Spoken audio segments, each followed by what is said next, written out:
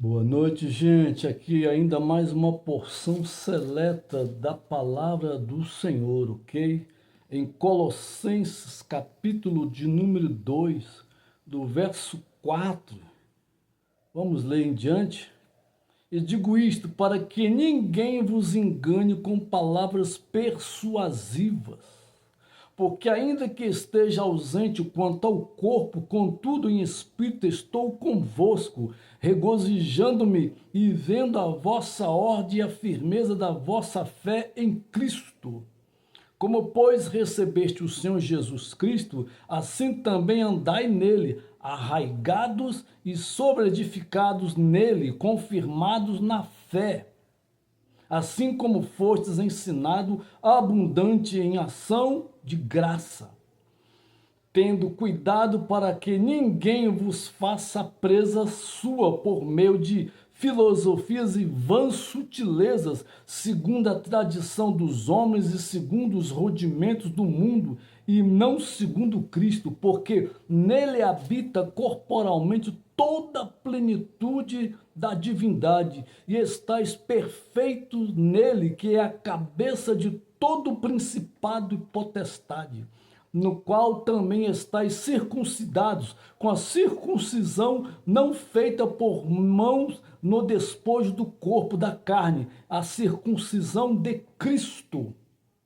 sepultado com ele no batismo, nele também ressuscitastes pela fé no poder de Deus, que o ressuscitou dos mortos, e quando vos estáveis mortos nos pecados e na circuncisão da vossa carne, vos vivificou juntamente com ele, perdoando-vos todas as ofensas, havendo riscado a cédula que era contra nós, nas suas ordenanças, a qual de alguma maneira nos era contrária, e a tirou do meio de nós, cravando-a na cruz, e despojando os principados e as potestades, os expôs publicamente, deles triunfou em si mesmo.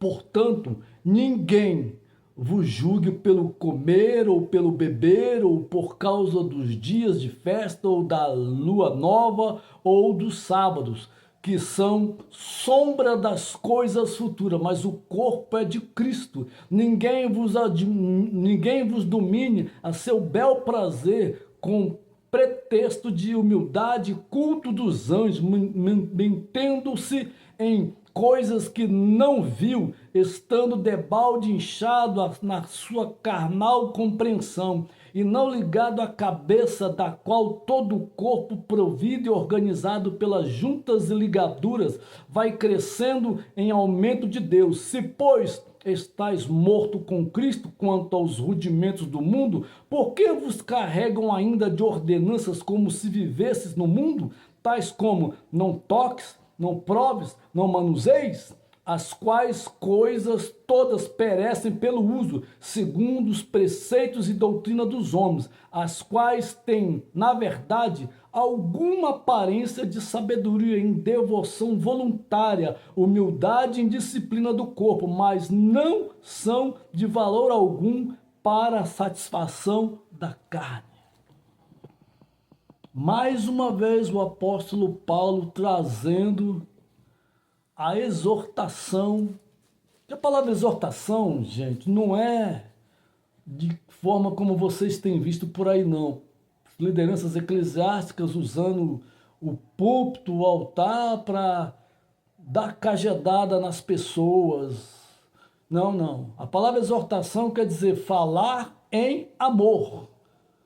Essa que é a tradução correta da palavra exortação. Então, quando Paulo estava aqui exortando os crentes da cidade de Colossos, era nesse sentido, para que eles não voltassem mais aos rudimentos judaicos, porque o judaísmo é lei, e a lei não salva, não cura, não liberta, não transforma, não regenera, não purifica, não santifica ninguém.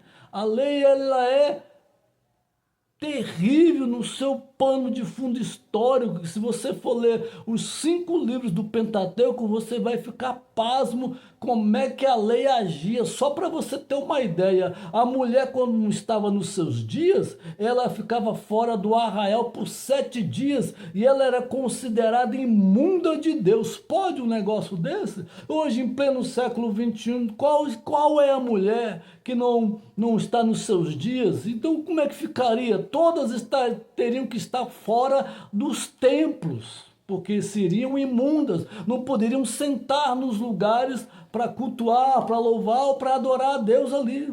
Olha que coisa mais louca, gente. E a questão do sabate.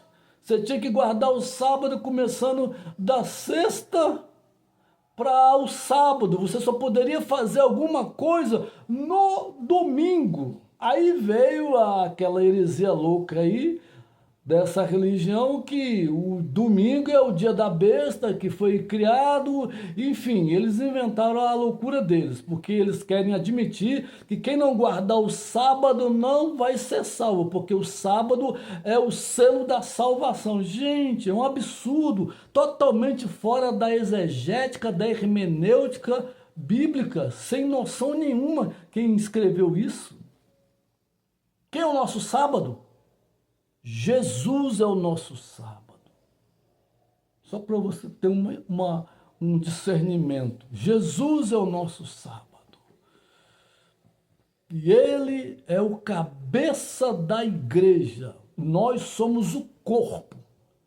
Nós não somos uma célula, um mitocôndrio, um plasma sem núcleo. Porque agora virou também igreja em células, aí virou moda no mundo inteiro. E eu te pergunto, tire uma célula do corpo, o que vai acontecer com ela? Ela vai morrer de inanição.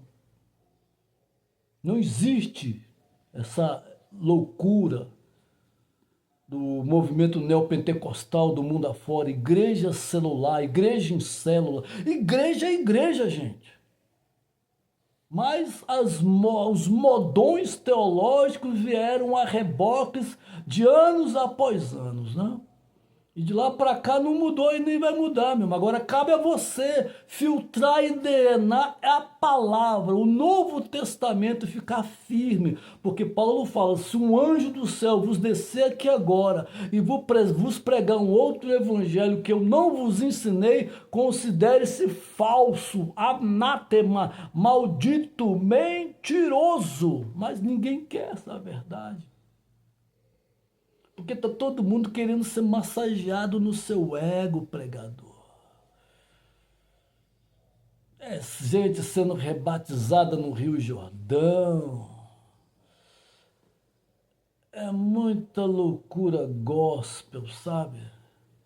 As igrejas virou boate, com globo de luz, com canhão de gelo seco, tudo preto por dentro e por fora. As dançarinas do altar. Tudo bem. Maravilha. Vamos ver até onde que isso vai. É uma geração Nutella gospel. Essa que é a verdade. Nós estamos aí no estupim de uma terceira guerra mundial. Os pregadores da doutrina pré-milenista da escatologia ensinam que nós vamos ser arrebatados antes da grande tribulação. Vai sonhando, como diz os gambá da era do gelo, vai sonhando, porque todos nós passaremos pela grande tribulação. Escute bem isso. Essa doutrina, se você pesquisar no Google aí, pesquise sobre Rebecca McDonald. Depois você conversa comigo sobre essa escatologia pré-milenista, sensacionalista, da escatologia do pentecostalismo tradicional. Me aguarde. Mas é isso aí, ninguém quer a verdade, ninguém quer buscar na história os fatos, todo mundo quer chegar e se alimentar daquele sacerdote roto que não tem de Deus, e ali ele está passando aquilo que ele aprendeu daquele formato engessado das faculdades teológicas, e tudo bem. Mas quando você vai para os originais, você fala, opa, está tudo errado. Você quer ver uma coisa? Eu fui convidado para ministrar num culto, na escola dominical, onde a lição da escola dominical, da CPAD, de 5 em 5 anos, se você não sabe, é sabedor agora, elas são recicladas, de 5 em 5 anos, ou seja, todos de 5 em 5 anos vêm as mesmas doutrinas, os mesmos estudos, né? Não muda. E uma delas era que a revistinha dela era A Deidade de Cristo.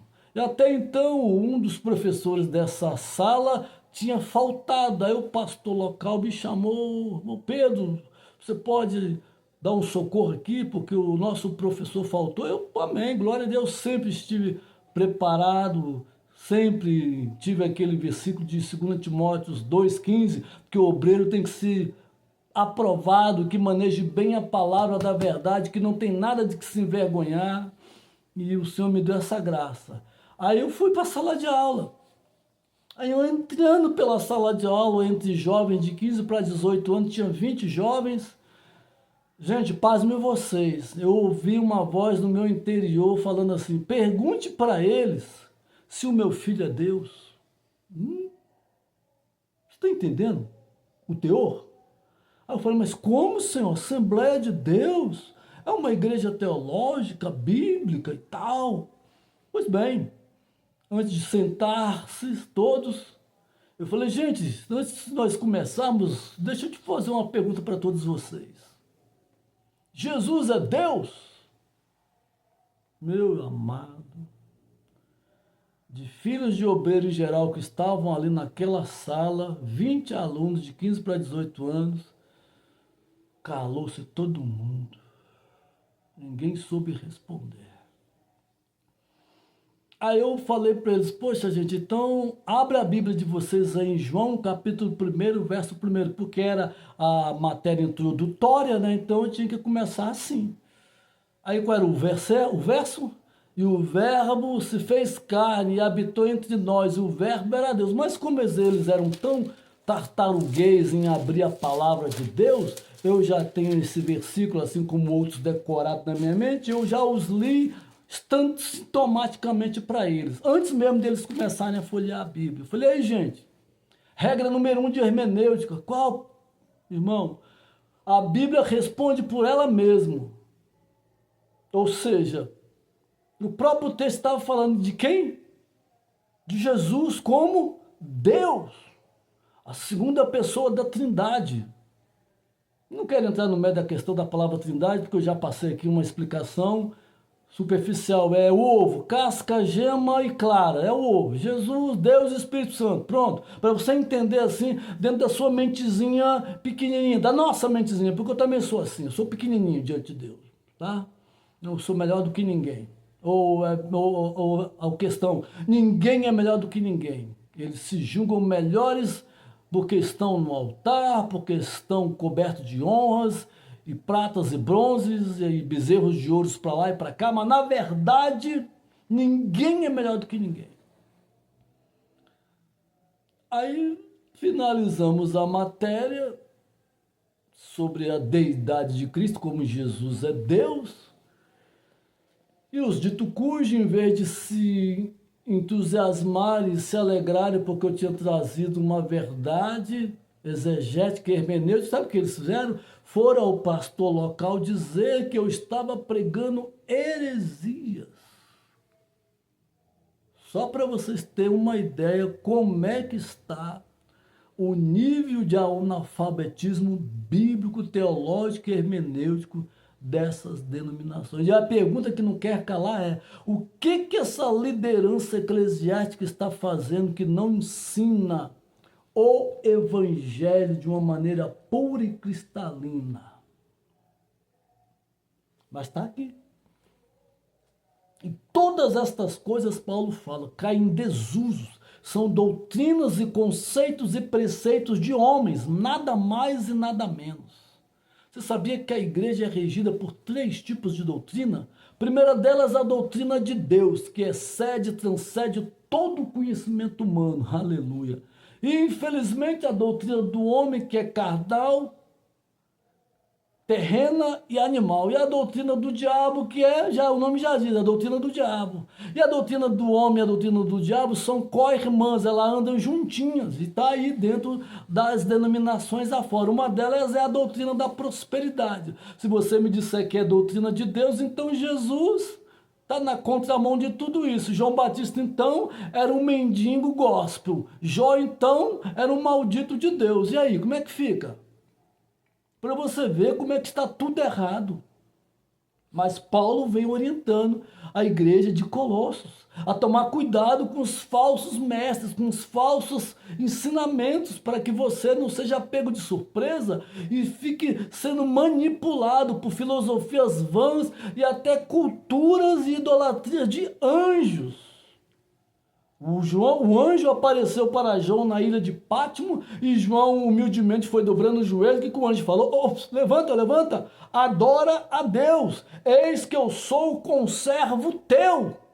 Fui enviado aqui para te ajudar. Os anjos são conservos nossos. Os anjos não recebem as nossas adorações. Se você está acendendo vela para anjo, meu irmão, vela para arcanjo Miguel, vela para Gabriel, vela para Tafarel, que agora tem até anjo Tafarel. Que eu saiba, Tafarel foi o goleiro da seleção brasileira. Por favor, gente. Não existe esse nome Tafarel, anjo Tafarel, anjo Rafael. Não, na Bíblia só tem 4 nomes de anjos. Quais são eles, pregador? Lúcifer, que não é mais Lúcifer, Miguel, Gabriel e o arcanjo Miguel. Somente esses nomes. E o Abaddon e o Apolion, que apareceu lá no Egito, cortando a cabeça de todo mundo. Ah, meu amado, você não queira saber não. Aqui tem óleo na botija, meu amigo. Aqui tem óleo na botija. Certo? Agora, se você quer viver um evangelho Nutella, fique à vontade, mas eu estou te trazendo a verdadeira essência da palavra de Deus para que você não seja pego de surpresa quando eles baterem a sua porta e te enganarem dizendo que Jesus não é Deus. Que Deus não é Deus, que o Espírito Santo não é o Espírito Santo, é uma força. E outras heresias descabidas de todas essas seitas heréticas, apesar de que todas as religiões, você sabia que todas as religiões são seitas? Eita, pregador, não sabia. Pois é. Agora, há uma grande diferença entre seitas e seitas heréticas. Porque a palavra seita, dentro do sinônimo, quer dizer saiu de alguma religião. Você pode pesquisar isso no dicionário de língua portuguesa. Agora, seitas heréticas são aquelas que saíram de uma raiz original e criaram as suas pseudas doutrinas e revelações, né? A papis aí desse movimento dizem que você tem que obedecer o espírito de profecia dela, assim como também da congregação cristã do Brasil, que você tem que estar subjugado, subordinado ao espírito de profecia de William Branham